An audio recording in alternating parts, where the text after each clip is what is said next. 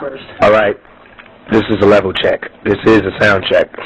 Okay. It's like a little studio, like, bro. I'm about to cut a demo. Me and my man Cam. to cut a fat demo. Yeah. What's the beat, Cam? I'm just a reporter guy. We're here with Tupac. Okay, and watch this. Okay.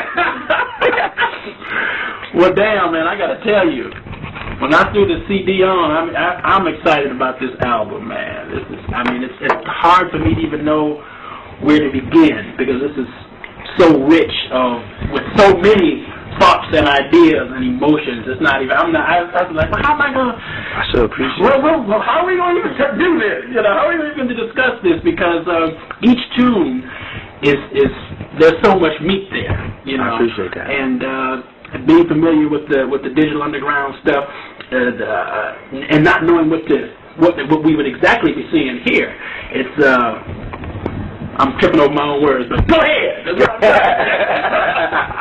I do appreciate that. Word up. Well, I guess maybe a general question would be about just what you, generally speaking, want to communicate through your music. I think when you start off right away in the album with a song like Young Black Male, I think we see right in that tune a lot of what it is you want to say to the world about your experience and the experience of a lot of us in this country today. Mm-hmm. I see the young black male, and I'll say it like everybody else is saying it, in a state of emergency. This is true. It's been said 30 million times, but how do we get out of the circle? I see it as by showing us our own strength. You know what I'm saying? Showing us our own history, not just the history from Africa and, you know, how we used to be kings and queens, but how we used to be fighters here, how we soldiers. You know, we damn near built this country. So therefore, how could you not love being black? How could you not want to build more? You know, I know if we built this country, we could build ourselves back up. You know what I'm saying? If we really built the pyramids, it should be no problem to rebuild our brains.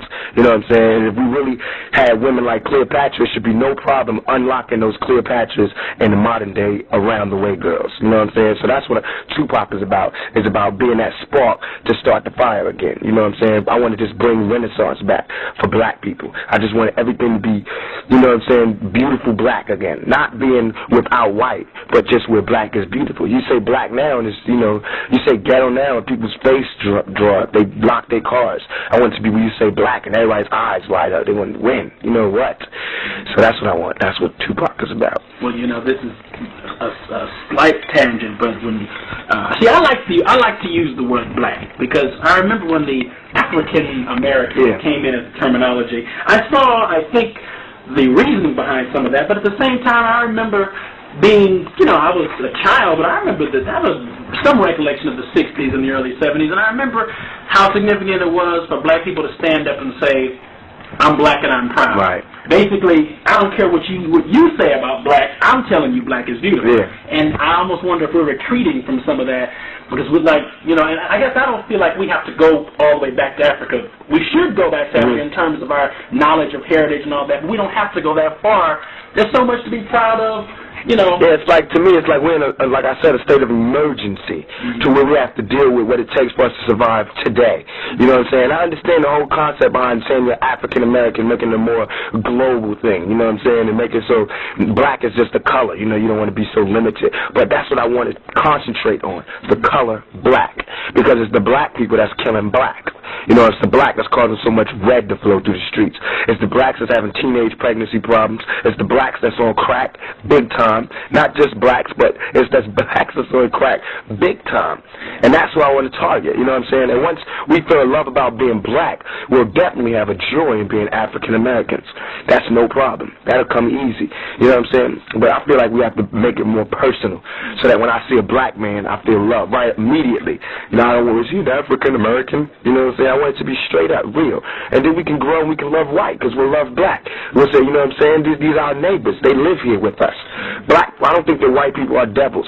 I think that there's evil and there's a devil everywhere. He could be Puerto Rican, he could be black, white, whatever. You got to watch for evil. That's why, you know, Tupac ain't about just seeing, you know what I'm saying, a whole bunch of black people in one spot, because there's a lot of snakes out there. You know what I'm saying? I want the good in black folks. That's what I want. Yeah. And just getting back to what you were saying a while ago, and this whole general theme that we're talking about now, an important step toward doing that is to look at reality for what it is. Right. You know, some people, when they, you know, folks who are music critics and analysts and whatnot, when they look around for what they define as positive, they're looking for somebody who doesn't cuss and somebody who doesn't talk about violence. Well, I think it's positive to talk in realistic terms about reality. Right. See, people trip. They hear the songs, they go, damn, you're shooting police officers, and blah, blah, blah. But to me, come on, be real. Everybody knows that this is just a song about shooting police officers. Let's talk about the reality of police brutality. Let's talk about the reality of a situation like Rodney King, and let's talk about the fantasy of a song like, you know, I Don't Give a Soldier Story. Those are rebel songs. Just like when we, you know, back in the 60s, you had to have folk songs, you know what I'm saying, 16 tons. And that's what this is. It's just soul music. It's like music for us to carry on with, for us to move on. It's battle songs. It's songs talking about strong black men fighting back, you know what I'm saying, against an oppressed. You never hear me say a song about me just walking up and shooting a cop. It's always provoked. You know what I'm saying? It's always self-defense. And I want to get that strength back when you can fight back, and that's what I sing about. That's what I rap about. I don't rap about we shall overcome and peace, because that's a dream, and I want a piece of the dream too. But for me to get a piece of the dream, I have to have a piece. You know what I'm saying? So that's how I feel. Well, I think one of the things that America at large is missing, if America at large is really interested in finding out what's going on among black people and among black people in the inner city specifically, they should listen to rap music. Because not only are you hearing the stories and the terminology, but the emotionalism. I mean, when I think about a song like I Don't Give a Fuck, to me, what that song is really expressing is what it feels like to be in that situation. Yes. I mean, because if you listen to that song, you know where this guy is emotionally, what it feels like to get your ass kicked every day. Every day. That's all I was talking. And that song, that was real. That was made 5 minutes. I wrote it after just coming from trying to get another member out of Digital Underground out of jail. We just been harassed by the police, guns put to our head, and 2 days earlier we just come from the fucking Grammys. You know what I'm saying? It just wrecked my whole brain. I couldn't believe it. That no matter where you go, you're always going to be a nigga. That's how I felt. I felt so helpless, and I was like, you know, forget trying to impress these people. I finally got to the point where I was like, there is no way out of this circle. So I don't give a fuck. That's what, and I was like, they were like, what are you going to call it? And I felt like, you know, I really don't give a fuck. Fuck the title. I want people to hear what I'm saying. I don't give a fuck. And that's how I felt. And it's not like I'm saying, oh, watch them trip off this curse. You know, look, I'm cursing. Look, ooh, ooh, ooh. That's how I felt. That was the language. And, you know, when brothers put that in, I want them to hear, and I want them to feel as though I didn't try to cut corners when I spoke to them. You know what I'm saying? I didn't try to make it sound good. You can hear somebody's talking to the masses to you. You know what I'm saying? You can hear like it's nice going, well, we here at Clydesdale's Auto Factory want to give a little bonus to you with your plight. You know, if they're making a big deal out of it, to me it's personal. My struggle is with every young black person on a personal level, between me and you. You know what I'm saying? I'm not trying to cause a big revolution and get all these people behind me, because I don't want nobody to follow me, because I don't know where I'm going. I don't even know where I'm going. You know what I'm saying? I'm going forward. I don't know where that's going to take me. I don't want to lead nobody into war. I don't want to lead nobody into poverty. Nothing. I'm going straight ahead. What I do want is for brothers to take the notion to where they feel as though we are a unit, and they also have to move straight ahead.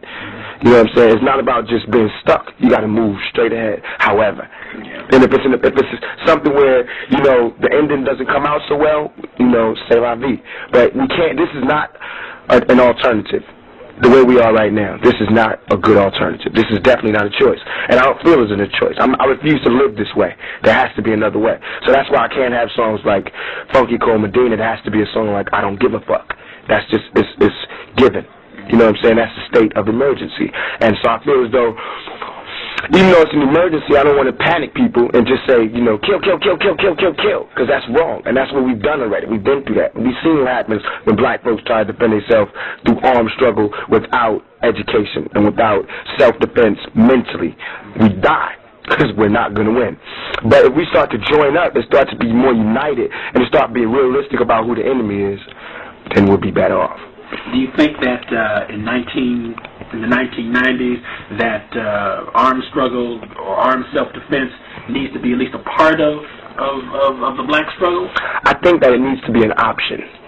It doesn't. To say that it needs to be a part of the black struggle would predict violence. You know what I'm saying? I say that it needs to be an option. We need to keep our options open as black people, and we need to keep our options open as young people, and we need to keep our options open as human beings. So for me as a black man, I have 3 different tasks, and that's why it's not like I'm racist, but like for a white man, he only has one of those things to worry about. You know what I'm saying? Getting himself together as a human being. I have to worry about getting myself together as a human being, a young man, and as a black man. So, of course, I'm going to be a little bit more angry. You know what I'm saying? My words are going to cut a little bit more closer to heart because, you know, I got a lot more to fight about and a lot more to cry about and a lot more to get from this.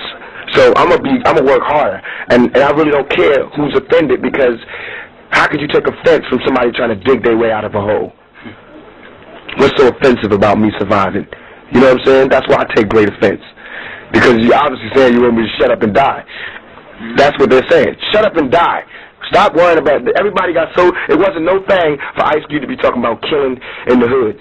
But as soon as he was talking about anybody else dying, it was problems. And I'm not saying that Ice Cube is the Messiah, because, you know, he's wrong for saying kill a Jew. Because a Jew didn't do that shit. Let's be realistic. Just like it wasn't white people that beat me down in Oakland. It was 2 white cops. 2 white crooked cops. That's what that was. And just like if he feels like that's one person, we have to be more realistic about our enemies. It's easy to say white folks is evil. That's easy. But then you're leading us into more of a slaughter because we're going to find out all white folks ain't evil. And the black folks going to be dicking us. And you can't say that all black folks is inherently lazy and evil because that's not true either.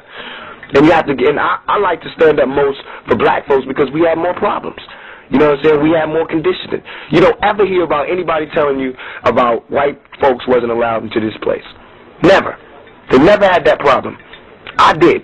So I have an upper hand. And you can't tell me I don't. You know what I'm saying? Just like when America beat Great Britain for their freedom, they had the upper hand because they wanted their freedom by any means necessary. That's what scares America so much. They see them and us. Except we have the right of cause on our side now. And they see that. They see themselves in the position of the oppressor. And they know what happens when an oppressed people fight the oppressor. The oppressed always win. Because God don't like ugly. You can ask Roberta Flack about that.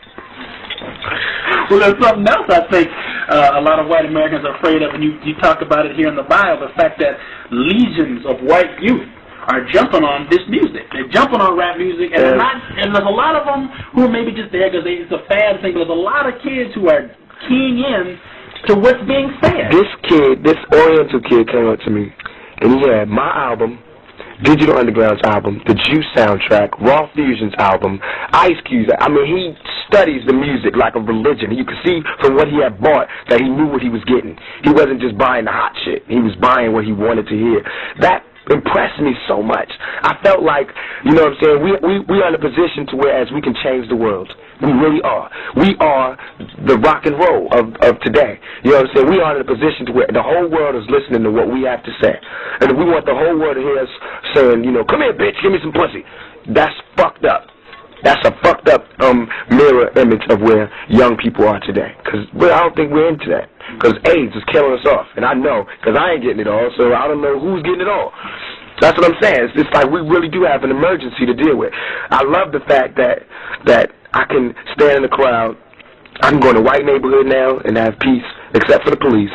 But the young kids, you know, the adults, they're still going to see me as a nigga. But the young kids, they go out of their way to talk to you, you know. And even when I'm in a bad mood, they always, you know, how you doing, Rich? Because they really are interested in what you have to say. They know what I'm talking about, and I love that. You got to love that. But we cannot be distracted. I love the fact that everybody likes our music, but still, Tupac, that's like I said, we're in a state of emergency, and I'm talking to my people, talking to my folks. That's what the huddle was for. But everybody can listen, because I'm not saying nothing that's evil or dang. Everybody can listen. I'm giving it. That's why I made the album. Here's my battle plans. Tupacalypse Now. Just the first draft. Everybody can hear it. Everybody can see it. I don't have no problem. There's nothing to hide. Okay. I want to go back. Let's talk about. We gotta talk about the police and police brutality. Not only because of some of the songs, but because of some of the experiences that you had that inspired these songs.